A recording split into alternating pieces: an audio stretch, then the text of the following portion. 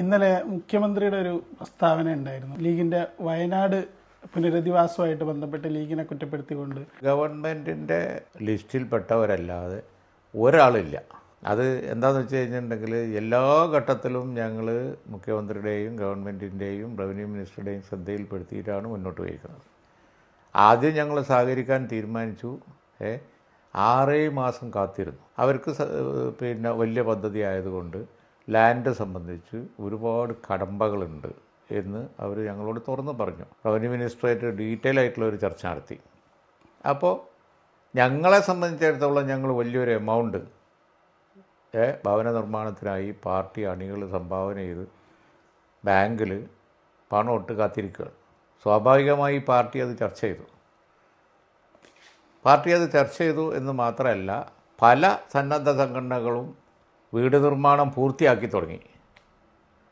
ഇപ്പോൾ ക്രിസ്ത്യൻ പിതാക്കന്മാരൊക്കെ മുൻകൈയെടുത്ത് ഉള്ള ഭവന പദ്ധതി, അതുപോലെ തന്നെ മറ്റു ചില സന്നദ്ധ സംഘടനകൾ, ഇൻഡിവിജ്വൽസും ഒക്കെ അതൊക്കെ പൂർത്തിയായി തുടങ്ങി. 6 മാസമായി, ഒരു കൊല്ലാൻ പോയില്ല. അപ്പോൾ ഞങ്ങൾക്ക് വലിയ സമ്മർദ്ദമായി പാർട്ടിയിൽ. ഇത്ര അധികം പണം കയ്യിൽ വെച്ച് നിങ്ങൾ എന്ത് കാത്ത് കിടക്കുകയാണ്? ഗവൺമെൻറ്റിൻ്റെ പിന്നെ പദ്ധതി ആയിട്ട് പോട്ടെ, നമ്മൾ ഗവൺമെൻറ്റായിട്ട് സഹകരിച്ചിട്ട് തന്നെ നമ്മളെ പദ്ധതി ചെയ്യാം. കോൺഗ്രസും അങ്ങനെയാണ് ആദ്യം തീരുമാനിച്ചിരുന്നത്. അവരും സ്വന്തം ചെയ്യാം. പിന്നെ അവർ എന്തുകൊണ്ടോ അവരിത് വലിയ മുന്നോട്ട് പോയിട്ടില്ല. പക്ഷേ ഞങ്ങളിത് ഈ പണം പിരിച്ച് ബാങ്കിൽ വിട്ടിട്ട് ഞങ്ങളൊന്നും ചെയ്യാതെ കാത്തിരിക്കുമ്പോൾ പാർട്ടി പ്രവർത്തകരെ സമ്മർദ്ദം വന്നില്ലേ.